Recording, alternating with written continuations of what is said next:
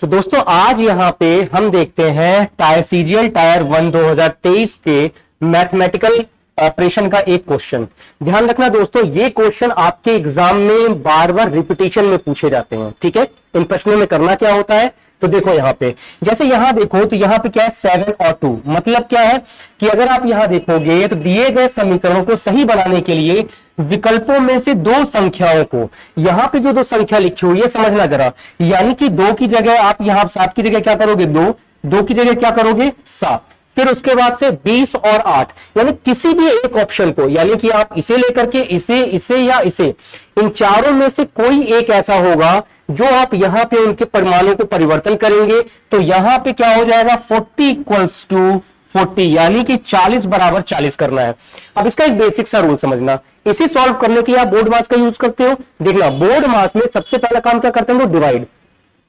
यहां पे अगर हम देखें तो ये जो नंबर है ये कंप्लीटली डिवाइड होगा, कितने से होगा 4 से, तो इसे काट लो जरा। अब देखो यहाँ पे अगर मैं यहाँ पे देखूं तो ये क्या लिखेंगे हम यहाँ पे 6 का स्क्वायर माइनस 20 प्लस, अगर हम इसे करेंगे तो कितनी टाइम्स जाएगा 4 माइनस, अब ये क्या है 4 है। अब ध्यान देना, यहां आप देख रहे हो कि कहीं पे भी ऐसी वैल्यू नहीं है जो अंडर रूट के मान को चेंज करने के लिए कह रही है, तो क्या मैं इसे डायरेक्टली लिख सकता हूं, इसे मैं लिख सकता हूं 2 मल्टीप्लाइड बाई 8 और प्लस 2 का होल स्क्वायर। अब यहां पे 2 की होल स्क्वायर को अगर आप देखो तो समझना इस चीज को कि 7 और 2, यानी कि अगर मैं इन दोनों को बदलता हूं तो यहां पे मैंने 2 लिया और यहां पे 7, तो क्या यहां पे अगर हम देखें तो इसकी अगर वैल्यू को हम कट करते हैं तो कितना हो जाएगा ये 14 टाइम्स, और यहां पे अगर आप देखोगे तो ये कितना हो जाएगा आपका 49, जो कि इसके टोटल की जो वैल्यू आ रही है यहां पे कितना हो जाएगा ये 36। तो अगर आप यहां देखोगे तो कभी भी हम 40 जो है वो इंप्लीमेंट नहीं कर सकते, इसका मतलब इस पे टाइम देने की जरूरत हमें नहीं है। दूसरा देखो जरा, अगर हम इसी में आगे बढ़े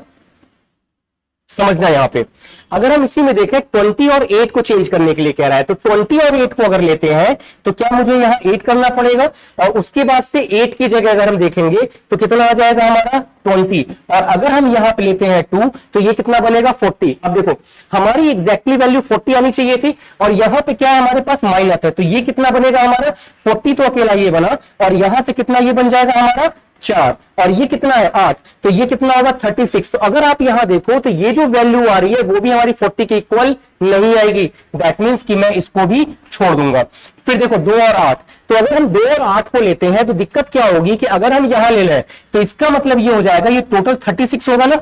और 36 जैसे ही आप करोगे तो इसका मतलब ये है कि ये जो वैल्यू है वापस से कितनी हो जाएगी, या तो इंक्रीजिंग होगी या तो डिक्रीजिंग होगी, क्योंकि ये सारे नंबर्स हमें क्या होंगे ये 36 माइनस 20, तो इसका मतलब यहां पे भी 40 हमारा बनता नहीं नजर आ रहा। तो लास्ट में देखते हैं जरा कि यहां पे जो वैल्यू है उस वैल्यू को क्या रखने पे आएगा। देखो जरा यहाँ पे, तो जैसे ही आप यहाँ पे 6 का स्क्वायर माइनस 20, और यहाँ पे हमने इसको डिवाइड करके 4 लिया था ना, -2 इंटू 8। अब देखना यहाँ पे हम क्या ले रहे हैं नंबर 6 और 8 को, तो यहाँ पे कितना है 6, तो हम इसको क्या करेंगे 8, तो हमारा क्या हो जाएगा 8 का स्क्वायर माइनस 20 प्लस, अब देखना 6 और किसको चेंज कर रहे हैं 8 को, 8 देखना यहाँ पे है ना, तो +4